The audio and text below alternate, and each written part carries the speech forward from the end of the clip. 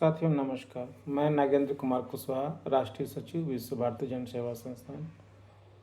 साथियों, आज ये वीडियो में मेरा जो ये लुक आप लोग को नज़र आ रहा होगा, कुछ अलग टाइप का नज़र आ रहा होगा, क्योंकि इस तरह का लुक सामान्य लोग नहीं पहनते हैं और पहनना भी नहीं चाहिए, और भगवान न करे कि किसी को इस लुक में आना पड़े। लेकिन परिस्थितियाँ जो है वो सब दिन एक समान नहीं होता है। साथियों, जैसे कि आप सबको पता होगा, मेरी पूजनीय माता जी का निधन 7 तारीख को संध्या 7:45 के आसपास हो गया है। मैं बहुत दुखी हूँ। कई दिनों से मैं किसी से बात करने की स्थिति में भी नहीं था और आप सबों के बीच लाइव वीडियो ये सब के माध्यम से भी नहीं आ पा रहा था। किंतु मेरी माँ तो चली गई इस दुनिया से, और उसका भी वही गम था, वही तनाव था कि सहारा का पैसा अपना घर का बहुत ज़्यादा लगा हुआ है। हम उसे निकालने में अपना और अपने पूरे देश, अपने समाज के लोगों का पैसा निकलवाने के लिए जो मेहनत कर रहे थे, रात दिन की जो भागा भागी चल रही है, उससे वो काफ़ी दुखी होती थी और तनाव में भी आ जाती थी। तो उसका एक कारण ये भी रहा है कि मेरी माता जी का निधन का तनाव सहारा से भुगतान ही था। जो लोग हमारे घर तक कभी आए होंगे, हमारे संस्थान के सदस्य या कोई लोग, जो लोग मेरी माँ से मिले होंगे, उन्हें पता होगा कि हमारी माँ कितनी एक्टिव रहती थी और कितनी हंसमुख थी, व्यवहारशील थी, बहुत ही अच्छी थी, जिसका मैं शब्दों में बयान नहीं कर सकता। और आज हमको माँ मेरी छोड़ कर चली गई, ये मेरे लिए बहुत बड़ा कष्टदायक और बहुत अपूरणीय क्षति है, जिससे मैं अभी तक ठीक से उबर नहीं पा रहा हूँ। बहुत लोगों ने व्हाट्सएप पे मुझे मैसेज भी किया, हिम्मत रखें, बाकी लोगों का जो तकलीफ़ है उसको भी देखें।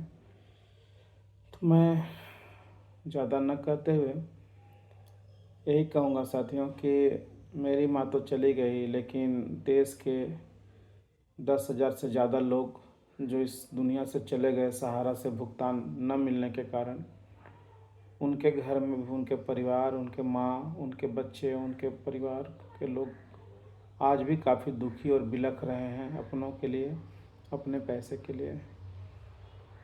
तो इस चीज़ का जब आभास होता है तो मुझे एक बहुत बड़ी जिम्मेवारी का भी एहसास होता है कि मैं अपनी माँ को तो खो चुका हूँ, लेकिन देश के जो 10 करोड़ लोगों का जो पैसा सहारा में फंसा हुआ है, उनका ही परिवार, उनकी माएँ, उनसे न बिछड़े।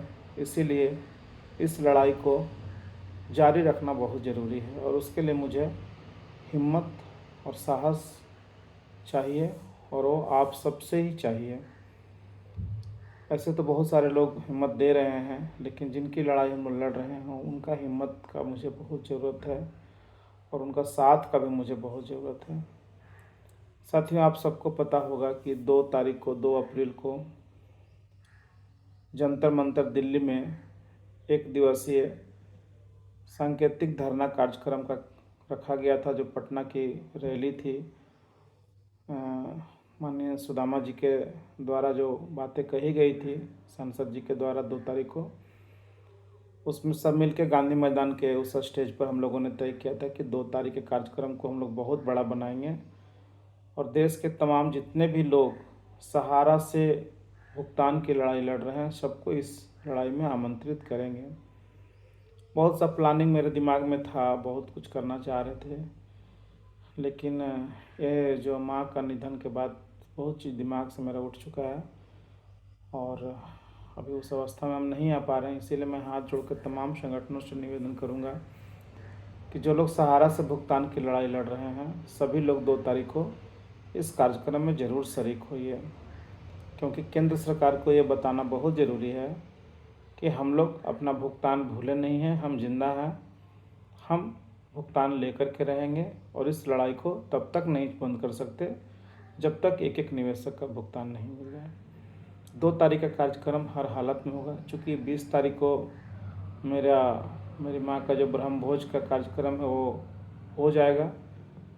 21-22 से जो आए हुए घर में जो अतिथि हैं वो लोग सब धीरे धीरे चले जाएंगे, तो हम भी फ्री हो जाएंगे और इस कार्यक्रम को हम लोग अपना पूरा सहयोग देकर के इस कार्यक्रम को अच्छे से करेंगे। तो साथियों, 2 तारीख का कार्यक्रम का सब लोग अच्छे से तैयारी कीजिए और कार्यक्रम को किसी भी तरह से बढ़िया सफल बनाइए और हजारों हजारों की संख्या में जंतर मंतर पर जरूर आइए।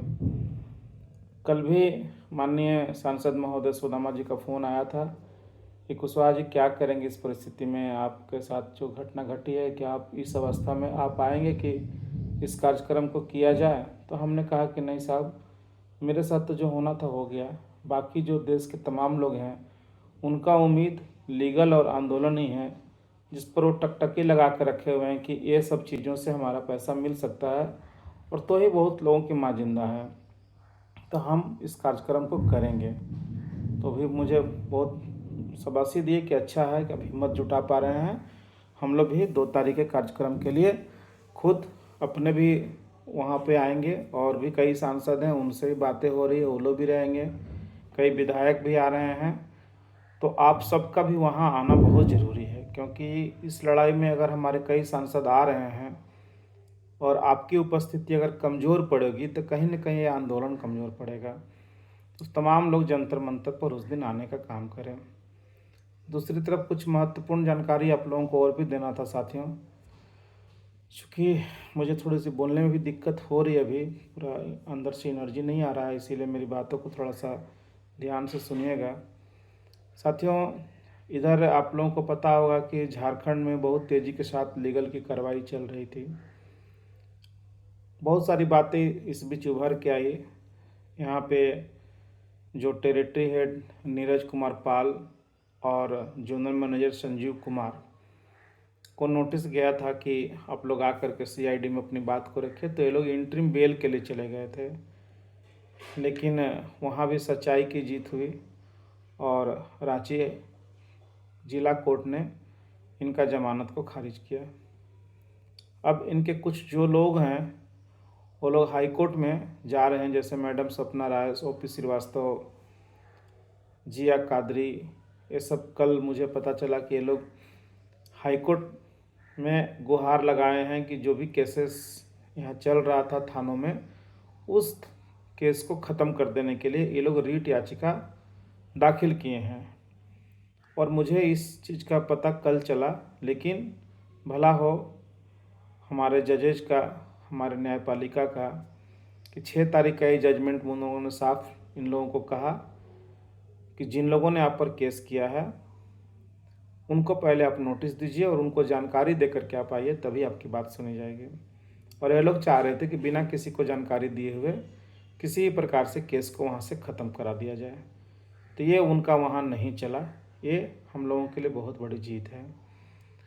दूसरे इससे एक बात और पता चलता है कि जिस प्रकार इनके लोगों ने ज्ञानदान में बैठ करके या अन्य माध्यमों से जो प्रचार प्रसार किया करते हैं कि सुप्रीम कोर्ट ने कह दिया है कि सहारा के मैटर पर किसी भी कोर्ट में केस नहीं चलेगा, केवल सुप्रीम कोर्ट में ही चलेगा। इस जजमेंट से ये बात पक्का हो गया कि इनके खिलाफ जो केस जहाँ भी चल रहा है वो केस वैसे ही चलता रहेगा। क्योंकि हम लोगों ने कई बार समझाने का प्रयास किया था आप लोगों को, लेकिन बहुत से लोग उनकी बातों पर ज़्यादा आ जाते हैं। इससे तो उन लोगों को भी ये प्रमाण मिल गया कि केस कहीं बंद नहीं होगा, जहाँ भी लीगल केसेस चल रहा है सारा केस वैसे ही चलते रहेगा। तो पुनः उसमें जो टाइम मिला है उसमें जो आप दाखिल किया जाएगा, और जब ये कोर्ट का केस खेलने में माहिर हैं तो विश्व भारती जन सेवा संस्थान का भी लीगल टीम काफ़ी स्ट्रॉन्ग हो चुका है, चाहे वो जिला कोर्ट हो, हाई कोर्ट हो या माननीय सुप्रीम कोर्ट हो। हर जगह हम लोग इनको घेरेंगे और इनसे अपने पैसे की मांग करेंगे और जो क्राइम में किए हैं उनका सज़ा दिलाने के लिए भी माननीय न्यायालय से गुहार करेंगे। हम लोग कहीं से भी दबने वाले नहीं हैं। इनके पास बस अब एक ही ऑप्शन है कि देश के तमाम जमाकर्ताओं का ये भुगतान कर दें और झगड़ा को ख़त्म करें। लेकिन इनकी नीयत अच्छी नहीं है, ये भुगतान नहीं करना चाह रहे, ये कोर्ट खेलना चाह रहे हैं। तो हम लोग भी इस चीज़ के लिए तैयार हैं। आप लोग भी साथ बनाए रखें साथियों। हमने पहले भी कहा था कि देश के तमाम लोग जो जहाँ हैं वहीं से एफआईआर की संख्या को बढ़ा दें और एफआईआर को करें।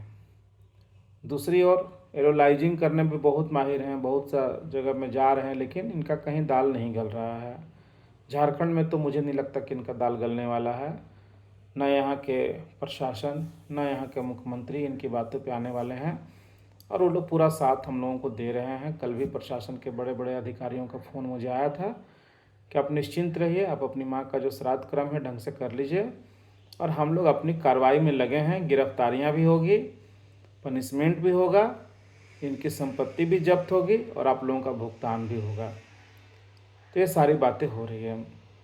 दूसरी तरफ माननीय सुप्रीम कोर्ट में जो रीट याचिका लगा हुआ है उसमें जो आईए लगना है झारखंड सरकार की ओर से, उसमें भी बहुत काम आगे बढ़ चुका है। अभी बहुत जल्द आईए लगेगा और माननीय सुप्रीम कोर्ट में हम लोगों का रीट याचिका का भी सुनवाई होगा। जितने भी साथी रीट याचिका में शामिल हैं उनका भुगतान कराने के लिए हम लोग अपना जी जान लगा देंगे। जो लोग इस रीट याचिका में नहीं शामिल हुए हैं, अगर वो चाहते हैं तो अभी भी शामिल हो सकते हैं और ना चाहते हैं तो नहीं भी हो सकते हैं। ये उनके ऊपर है। हम लोग की जो जिम्मेवारी है कि रीट के माध्यम से जितने साथी आए हैं उनका संपूर्ण भुगतान किसी भी तरह से करा दिया जाए और बाकी जो लोग साथ नहीं भी आ रहे हैं उनके लिए इस कंपनी का लिक्विडेशन कराते हुए उनका भी भुगतान करवाने का रास्ता खोला जाए। तो ये तमाम चीज़ें हम लोग करेंगे। बस थोड़ा सा धैर्य रखिए और इस कार्यक्रम को 2 तारीख का जो कार्यक्रम है इसको बड़ा बना दीजिए साथियों। सब लोग इस कार्यक्रम में आइए। जब हम इस अवस्था में हैं 20 तारीख के बाद भी हम पूरी तरह से तन मन से लगेंगे कि इसमें हम लोग लग जाएं और इस कार्यक्रम को करें। हम पूरी तरह से प्रचार प्रसार जितनी भी सारी चीज़ें सोचे थे थोड़ा सा उसमें कहीं ना कहीं कमी आया है, लेकिन हमारे राष्ट्रीय कमेटी के जो साथी हैं उन सबसे आग्रह करेंगे कि वो लोग भी इस चीज़ को बढ़ावें, क्योंकि ये संस्था सब मिलजुल के ही बना है। एक आदमी से कोई संस्था नहीं चलता है। सब लोग मिलकर के इसको करें और इस कार्यक्रम को बड़ा बना दें। तो साथियों आज के लिए बस इतना ही। पुनः जल्द मिलेंगे फिर आप लोगों से। सब लोग 2 तारीख को जंतर मंतर पर आने का प्रयास करें। नमस्कार साथियों, जय हिंद, प्रणाम।